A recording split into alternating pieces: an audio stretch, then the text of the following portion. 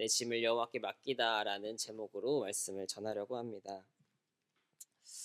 여러분은 지금 예배가 끝나고 바로 해외로 여행을 떠날 수 있다면 어느 나라를 가시겠습니까? 바로 지금 수요기도회 끝나고 교회 솔라티를 타고 인천공항으로 떠납니다.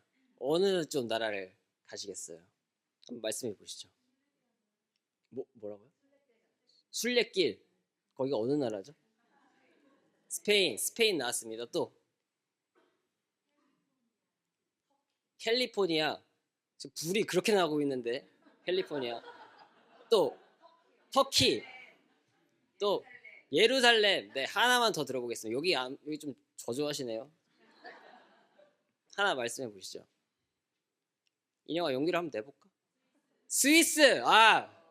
네, 저희 졸업한 인영이가 얘기한 스위스로 그럼 가겠습니다. 자, 그럼 스위스에 가려면 짐을 하나 챙기셔야겠죠? 캐리어를 하나쯤 챙기시지 않겠습니까? 백팩, 스위스까지 가는데 백팩만 가지고 가진 않으실 겁니까? 않으시겠습니까? 그래서 기도회도 끝나고 기도도 했겠다. 즐거운 마음으로 이제 공항으로 갑니다. 체크인을 하면서 담당 직원에게 저희의 짐을 맡깁니다. 내 옷, 내 돈, 제가 여기는 이제 어디 좀 휴양지가 나올 것 같아서 수영복이라고 써놨는데 스위스에 수영복을 가져가진 않겠죠? 간식거리, 또 여행 간 필요한 여러 가지 물품들이 들어있는 제 가방인데요. 그런데 우리는 한 번도 본 적도 없는 항공사 직원과 이 항공사에게 우리의 짐을 맡깁니다. 여러분은 뭘 믿고 맡기십니까? 회사를 믿고 맡기십니까? 너무 당연한 이야기여서. 그럼 내 짐을 잘못 관리해서 다른 비행기에 실리면 어떡하죠? 여러분은 어떤 확신을 가지고 계시기에 짐을 맡기고 해외여행을 가십니까? 내일 모레부터 저희 청소년부 수련회가 진행됩니다. 그리고 이번 수련회 주제가 오늘 설교 제목인 기도, 내 짐을 하나님께 맡기다입니다. 우리 청소년부 아이들 역시 새 학년을 맞아서 여러 가지 고민과 걱정, 두려움과 떨림, 또 각자가 가지고 있는 여러 가지 문제들이 있을 텐데 그것들을 하나님께 기도하며 하나님께 맡기는 시간이 될 수 있도록 함께 기도 부탁드리겠습니다. 오늘은 그래서 저희 수련회 주제 본문을 가지고 말씀을 좀 전하고자 합니다. 오늘 저희가 읽은 본문은 시편입니다. 시편은 총 150편으로 되어 있는데 그 중에 다윗이 쓴 시편이 70편이 넘습니다. 거의 절반 가까이가 다윗이 쓴 시입니다. 그중 오늘 저희가 읽은 본문 시편 55편 역시 다윗이 쓴 시인데요. 성경에 보면 다윗의 마스길, 다윗의 즉 교훈시라고 쓰여 있습니다. 즉 다윗은 이 시편을 듣거나 읽는 사람들을 교훈하려는 의도에서 시를 작성한 것입니다. 다윗은 이 시편을 통하여서 무엇을 교훈하려고 했던 것일까요? 오늘 본문은 다윗이 위급한 상황에 처해 있을 때 쓴 시입니다. 그런데 조금 더 구체적으로 내용을 살펴보면 자신을 위험한 상황에 몰아넣은 상대가 바로 자신이 아주 신뢰했던 사람이었던 것 같습니다. 즉 다윗이 자신이 신뢰했던 사람에게 배신을 당하여서 위급한 상황에 놓인 상태에서 쓴 시가 바로 오늘 본문이라는 것입니다. 학자들은 본문을 연구하면서 그렇다면 여기 나오는 다윗을 배반한 사람은 과연 누구일까? 다윗은 정확히 어떤 상황에서 이 시를 쓴 것일까? 연구했고 많은 학자들이 다윗이 자신의 아들 압살롬과 그리고 그의 신하, 모사, 어떤 전략이 필요할 때 전략과 지혜를 제공해주는 모사였던 신하 아히도벨에게 배신을 당하며 쫓기고 있는 상황에서 이 시를 작성했다고 주장합니다. 반면에 여러분이 알고 계시는 칼빈은 시편 주석에서 이 상황이 압살롬과 아히도벨에게 배신당한 상황이 아니고 사울 왕에게 쫓기고 있는 상황이다라고도 주장을 합니다. 정확히 어떤 상황에서 다윗이 이 시를 썼는지는 저희가 알 수가 없습니다. 그러나 본문의 진짜 배경이 무엇인지는 그렇게 중요하지가 않습니다. 우리가 확실히 알 수 있는 것은 다윗은 믿었던 사람에게 배신을 당해서 지금 목숨을 위협받고 있는 위기의 상황에 놓여 있다는 것이고, 중요하고 또 우리가 주목해야 하는 것은 이 목숨을 위협받고 있는 이 위험한 상황에서 다윗이 어떻게 반응을 했냐는 것입니다. 사랑하는 성도 여러분, 오늘 말씀을 통해서 우리는 이러한 인생의 위기 가운데 어떻게 반응해야 하는지 깨닫게 해주시는 주님의 은혜가 있기를 소망합니다. 그래서 오늘은 이 본문의 배경을 아까 말씀드렸던 압살롬과 아히도벨에게 쫓기고 있는 이 상황을 설정하여서 말씀을 전하려고 합니다. 먼저 다윗이 이 신뢰하던 사람들에게 어떻게 배신을 당하게 되었던 것인지 한번 그 이전 배경을 살펴보려고 합니다. 다윗의 이 위기를 알기 위해서 어디까지 거슬러 올라가야 할까요? 하나님께서는 감사하게도 지난 주일 설교를 통하여서 말씀해 주셨습니다. 바로 다윗이 범죄한 그때부터 출발해야 합니다. 다윗은 자신의 충직한 부하 우리아의 아내 밧세바를 취하고 또 그 우리아를 죽게 하며 하나님이 보시기에 악한 일을 행하고 말았습니다. 즉 다윗은 하나님 앞에 죄를 짓고 말았던 것이죠. 하나님은 이 다윗의 범죄를 악하게 보시고 나단 선지자를 통하여서 다윗에게 이렇게 말씀하십니다. 사무엘하 12장 10절에서 11절인데요. 저희 함께 한번 읽어보도록 하겠습니다. 함께 읽을 수 있을까요? 사무엘하 12장 한번 부탁드리겠습니다.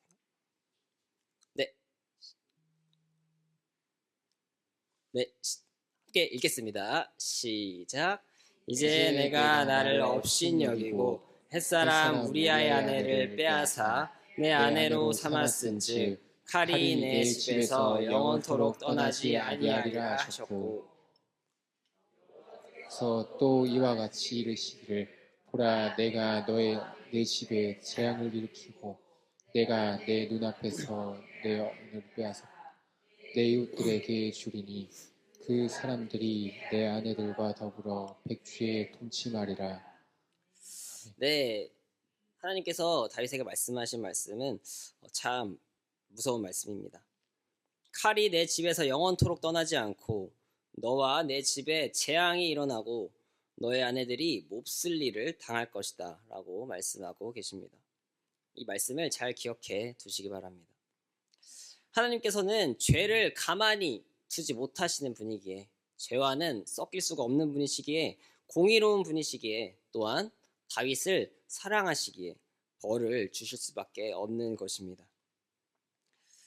이 이후에 우리가 처음에 언급한 그 다윗의 아들 압살롬이 등장합니다. 압살롬은 다윗의 셋째 아들이었습니다. 압살롬이 본격적으로 등장하는 곳은 사무엘하 13장인데요. 여기서 한 사건이 벌어지게 됩니다. 우리 사무엘하 13장 1절 한번 함께 읽어보도록 하겠습니다. 사무엘하 13장 1절입니다. 시작. 그 후에 이 일이 있으니라. 다윗의 아들 압살롬에게 아름다운 누이가 있으니 이름은 다말이라. 다윗의 다른 아들 암논이 그를 사랑하나. 다윗의 셋째 아들 이 압살롬에게는 다말이라는 아름다운 누이가 있었습니다. 그런데 다윗의 다른 아들이었던 이 암논이 자신의 동생의 누이였던 그 다말을 사랑하게 되었던 것입니다. 암논은 다윗의 첫째 아들, 즉 장남이었습니다. 가족을 사랑하게 된 것이죠. 그런데 암논의 어머니와 이 다말의 어머니는 서로 다른 여자였습니다. 그리고 그 당시에는 이 왕이 허락한다면 가족이지만 또 결혼을 할 수 있었던 것 같습니다. 그래서 그 사랑을 좋게 이어나갈 수도 있었을 것 같은데, 여러분이 잘 아시는 것처럼 암논은 좋지 않은 선택을 하고 맙니다.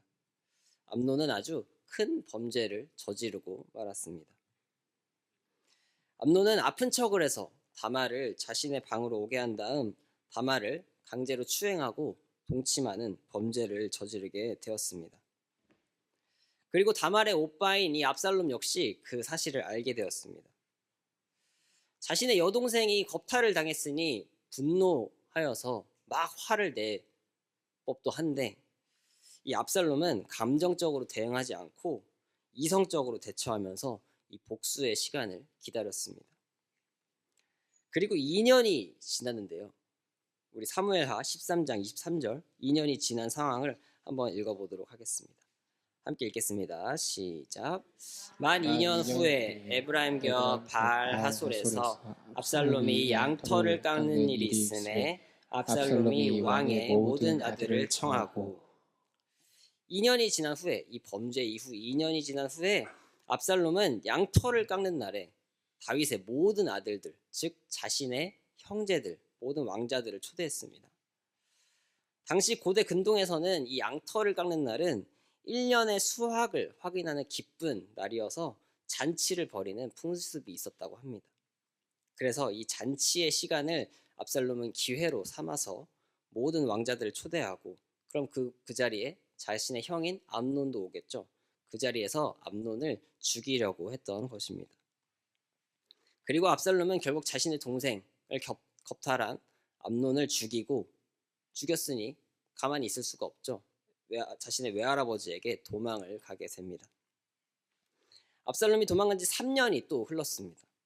다윗은 암논을 잃고 자신의 장남을 잃고 굉장히 슬퍼했지만 3년이 지나고 이제 그 사실은 잊어버리고 오히려 이제 도망간 압살롬을 그리워하게 되었습니다. 다윗은 압살롬을 다시 예루살렘으로 돌아오게 했고 둘은 아버지와 그 아들은 화해를 하게 되었습니다. 그러나 성경은 이후에 이렇게 기록되어 있습니다. 사무엘하 15장 1절 말씀인데요. 제가 한번 읽도록 하겠습니다. 그 후에 압살롬이 자기를 위하여 병거와 말들을 준비하고 호위병 50명을 그 앞에 세우니라. 여러분, 이 말씀이 지금 무엇을 의미할까요? 무엇을 의미할까요? 압살롬이 반역할 준비를 하고 있는 것입니다. 다윗 자신의 아버지를 끌어내리려는 준비를 하고 있는 것입니다. 심지어 압살롬은 많은 이스라엘 백성들의 마음까지 얻었습니다. 다윗은 이제 위기를 맞게 되었습니다. 다윗과 모든 신하들은 이스라엘 백성들의 마음까지 얻어버린 이 압살롬의 세력을 피해서 도망가게 되었습니다. 자신의 아들과 또 자신을 섬겼던 모사 아히도벨에게 배신당해서 도망치던 다윗은 어떤 감정이었을까요? 비참하고 또 자신의 모습이 처량하게 느껴지기도 했을 것입니다. 그 상황이 이 말씀에 잘 묘사가 되어 있는데요. 사무엘하 15장 30절 저희 함께 한번 읽어보도록 하겠습니다. 함께 읽겠습니다. 시작. 다윗이 감람산 길로 올라갈 때 그의 머리를 그가 가리고 맨발로 울며 가고 그와 함께 가는 모든 백성들도 각각 자기의 머리를 가리고 울며 올라가니라. 왕이었던 사람이 한순간에 배신을 당하여서 머리를 가리고 또 맨발로 울면서 도망가는 그 모습을 상상해 보니 참 비참합니다. 또 이동하다가 사울왕, 자신의 원수였던 그 사울왕의 친족이었던 시므이라는 사람에게 계속 저주도 받습니다. 비참한 일은 끊어지지 않고 계속됩니다. 이 다윗을 배신한 모사, 아까 책략가, 지혜를 전달하는 사람이라고 말씀드렸죠.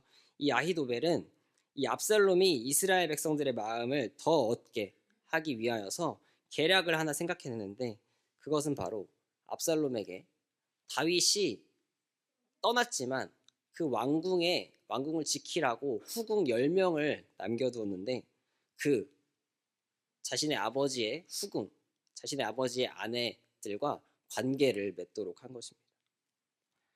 압살롬이 아버지의 후궁들과 관계를 맺으면 다윗이 압살롬을 원수로 여기고 있다는 것을 백성들이 이제 알 테니 그러면 더욱 힘을 합하여서 압살롬을 도와줄 거다. 이런 생각으로 아히도벨은 그러한 계략을 생각했습니다.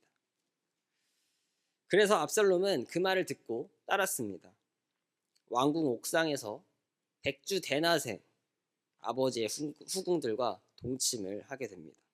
모든 백성들이 다 보는 앞에서 후궁들과 동침을 하게 된 것이죠. 그럼으로써 다윗이 밧세바를 취하고 또 우리아를 죽인 후에 하나님께서 이 나단 선지자를 통하여서 말씀했던 그 말씀이 성취가 됩니다. 저희가 아까 읽었던 그 말씀입니다. 사랑하는 성도 여러분, 간단하게 저희가 이 다윗의 죄부터 또 위기에 빠지는 상황까지 짧게 한번 살펴보았습니다. 이제 우리가 주목해야 할 지점입니다. 이러한 삶 가운데 다윗은 과연 어떻게 반응했을까요? 첫 번째, 다윗은 자신의 죄를 인정하고 회개했습니다. 다윗이 밧세바와 우리아에게 범죄한 후에 하나님께서 나단 선지자를 통하여서 다윗의 죄를 꾸짖으십니다. 다윗은 그 상황에서 어떻게 하고 있을까요? 시편, 저희가 오늘 읽은 본문은 55편, 그리고 시편 51편에 이 다윗이 범죄한 후에 나단 선지자에게 꾸짖음을 당한 후에의 반응이 잘 나타나 있습니다. 저희 시편 51편 1절 한번 함께 읽어보도록 하겠습니다. 함께 읽겠습니다. 시작. 하나님이여 주의 인자를 따라 내게 은혜를 베푸시며 주의 많은 긍휼을 따라 내 죄악을 지워주소서. 다윗은 자신의 죄를 알고 있습니다. 내가 뭘 잘못했는데요? 라고 묻지 않습니다. 즉시 죄를 인정했습니다. 그리고 하나님의 불쌍히 여기심, 긍휼과 은혜를 구합니다. 살려달라고 말합니다. 회개하고 있는 것입니다. 사랑하는 여러분, 우리가 겪고 있는 인생의 위기가 오늘 다윗의 경우처럼 꼭 우리가 지은 죄 때문은 아닐 것입니다. 욥이 그랬듯이 정직하고 의로운 자라 칭함받던 욥도 말할 수 없는 그 어려운 시간들을 겪었습니다. 그러나 또한 말할 수 있는 것은 우리가 겪는 이 위기가 우리의 죄와 아무런 관련이 없다고 확신 있게 말할 수도 없을 것입니다. 왜냐하면 우리는 아담의 범죄함으로 인하여서 죄의 속성을 가지고 태어난 어쩔 수 없는 죄인이기 때문입니다. 사랑하는 성도 여러분, 오늘 이 시간 하나님께서 내 모습을 돌아보게 하시고 내가 알고 지은 죄, 내가 모르고 지은 죄를 모두 깨닫게 하시고 회개하게 하시며 이미 내 죄를 위해 십자가 지신 예수 그리스도를 기억하며 기도의 자리로 당당히 나아가게 하시는 은혜가 있기를 소망합니다. 두 번째, 이 위기의 상황에서 다윗은 어떻게 반응했을까요? 다윗은 하나님께 기도했습니다. 이러한 비참한 상황, 왕에서 한순간에 눈물을 흘리며 맨발로 도망치고 저주를 받고 자신의 아내들이 그런 몹쓸 일을 당한 상황에서 다윗은 하나님께 부르짖으며 기도합니다. 오늘 본문 16절, 17절 저희 함께 한번 읽어보도록 하겠습니다. 함께 읽겠습니다. 시작. 나는 하나님께 부르짖으니 여호와께서 나를 구원하시리로다. 저녁과 아침과 정오에 내가 근심하여 탄식하리니 여호와께서 내 소리를 들으시리로다. 아멘. 나는 하나님께 부르짖으리니, 위기의 상황에 놓인 다윗의 반응에서 먼저 찾아볼 수 있는 모습은 바로 하나님께 부르짖는 것, 하나님께 기도하는 것입니다. 사랑하는 여러분, 하나님을 믿는 신앙인으로서 문제가 생겼을 때 기도하는 이 반응이 얼마나 당연하고 자연스러운 반응입니까? 하지만 안타깝게도 하나님을 믿는다고 하는 사람들이, 우리들이 정작 위기의 상황이 닥치면 먼저 기도하기보다는 세상의 것을 향해 부르짖는 모습을 보게 됩니다. 그것이 작은 문제이든 큰 문제이든 가리지 않습니다.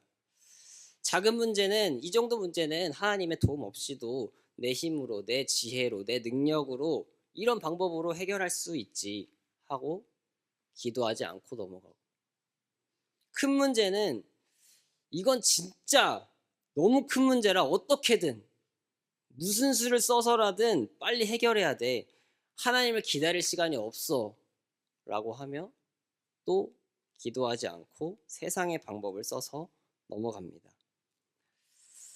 하지만 다윗은 죽음의 위기에 놓인 그 상황에서 하나님께 부르짖었습니다. 하나님께 기도한 것입니다. 또한 쉬지 않고 부르짖었습니다.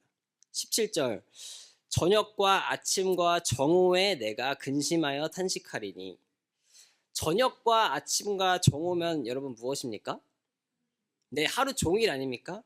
다윗은 하루 종일 쉬지 않고 하나님께 자신의 마음을 쏟아놓았던 것입니다. 사랑하는 성도 여러분, 오늘 이 다윗의 기도했던 반응이 우리의 반응이 되기를 소망합니다. 그런데 여러분, 다윗이 이렇게 위기 앞에서 하나님께 부르짖을 수 있었던 이유가 무엇일까요? 다윗에게는 확신이 있었습니다. 16절 하반절, 여호와께서 나를 구원하시리로다. 17절 하반절, 여호와께서 내 소리를 들으시리로다.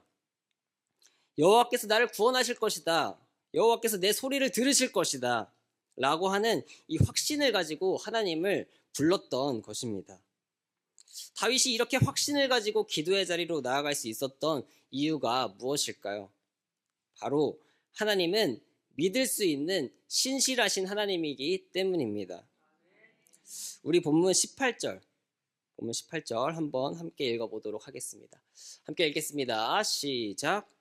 나를 대적하는 자 많더니 나를 치는 전쟁에서 그가 내 생명을 구원하사 평안하게 하셨도다. 아멘. 작년 특세 때부터 저희는 다윗의 삶을 쭉 살펴보고 있는데요. 그래서 누구보다 다윗의 삶을 잘 알고 있습니다. 골리앗과의 대결에서부터 또 사울 왕에게 쫓기던 때, 그리고 자신의 아들에게 쫓기고 있는 지금까지 다윗은 수많은 전쟁과 전투 가운데 자신과 함께 하시는 하나님으로 말미암아 지지 않고 항상 승리할 수 있었습니다. 하나님은 모든 전쟁에서 다윗의 생명을 지키시고 또 언제 죽임을 당할지 모르는 그 상황에서 불안이 아니라 평안을 허락하셨습니다. 이렇게 다윗이 경험했던 하나님은 신실하게 자신을 지키셨고 돌보셨던 하나님이기에 다윗은 믿고 기도할 수 있었던 것입니다. 시편 100편 5절입니다. 여호와는 선하시니 그의 인자하심이 영원하고 그의 성실하심이 대대에 이르리로다. 아멘. 사랑하는 성도 여러분, 선하시고 사랑이 영원하시고 성실하심이 영원하신 영원히 신실하신 하나님을 기억하는 저희가 되기를 소망합니다. 그 하나님으로 인하여서 우리는 기도할 수 있는 것입니다. 이어서 다윗은 자신의 이야기를 하다가 갑자기 22절에서 명령법을 쓰면서 이렇게 말합니다. 누군가를 교훈하기 위한 말인지 스스로에게 하는 말인지 모르겠지만 그 말씀은 우리의 기도가 어떠해야 하는지를 말해줍니다. 저희 22절 한 목소리로 함께 한번 읽어보도록 하겠습니다. 시작. 내 짐을 여호와께 맡기라. 그가 너를 붙드시고 의인의 요동함을 영원히 허락하지 아니하시리로다. 자, 한 번만 더 읽어볼까요? 함께 읽겠습니다. 시작. 내 짐을 여호와께 맡기라. 그가 너를 붙드시고 의인의 요동함을 영원히 허락하지 아니하시리로다. 아멘. 아멘. 감사합니다. 내 짐을 여호와께 맡기라는 말씀에서 쓰인 이 짐이라는 단어는 히브리어 예하브라는 단어인데 이 단어는 걱정, 염려라는 뜻을 가지고 있습니다. 즉 당신이 가진 짐을 여호와께 맡기라는 것은 당신이 가진 걱정과 염려를 하나님께 맡기라는 뜻인 것입니다. 다윗은 너무나 무거운 짐을 지고 있었습니다. 자신이 낳은 사랑하는 아들에게 죽을지도 모른다는 그 두려움, 그리고 자신이 너무나 신뢰했던 모사인 그 아히도벨의 지혜로 인해 망하게 될지도 모른다는 그 걱정. 그 마음이 말씀에 잘 나타나 있는데요. 시편 55편 4절에서 5절 제가 한번 읽어보도록 하겠습니다. 내 마음이 내 속에서 심히 아파하며 사망의 위험이 내게 이르렀도다. 두려움과 떨림이 내게 이르고 공포가 나를 덮었도다. 아픈 마음과 또 죽음의 위험, 두려움과 떨림, 공포로 덮인 마음, 이것이 다윗이 가지고 있던 짐이었습니다. 그런데 이 짐을 하나님께 맡기라는 것입니다. 그리고 이 짐을 하나님께 맡기며 나아갈 때 그가 너를 붙드시고 의인의 요동함을 영원히 허락하지 아니하시리로다. 하나님이 나를 붙드시고 그 붙드심으로 인하여서 영원히 흔들리지 않게 하신다는 것입니다. 사랑하는 성도 여러분, 우리의 모습도 한번 살펴보기 원합니다. 여러분들은 지금 어떤 짐을 가지고 계십니까?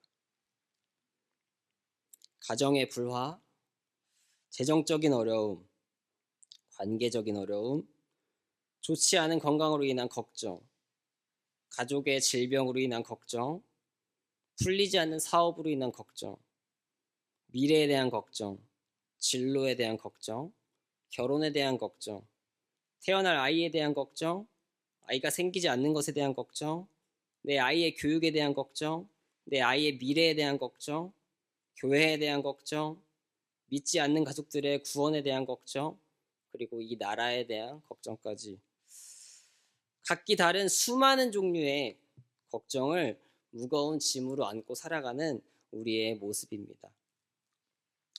사랑하는 성도 여러분, 이렇게 무거운 짐을 지고 있는 우리의 반응은 어떠해야 합니까? 우리가 살펴보았던 다윗의 반응을 떠올리기 원합니다. 먼저 다윗이 그랬듯이 나의 죄를 회개해야 합니다. 기도 응답을 5만 번 받았다고 알려진 기도의 사람 조지 뮬러는 그가 쓴 책에서 이렇게 말합니다.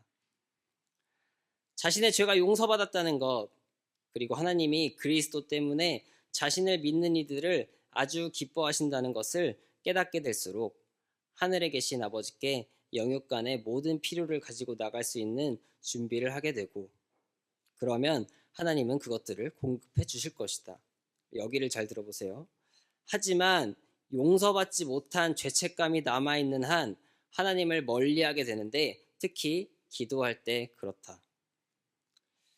조지 밀러는 지금 무엇을 말하고 있는 것입니까? 죄책감 때문에 기도를 못한다는 것입니다.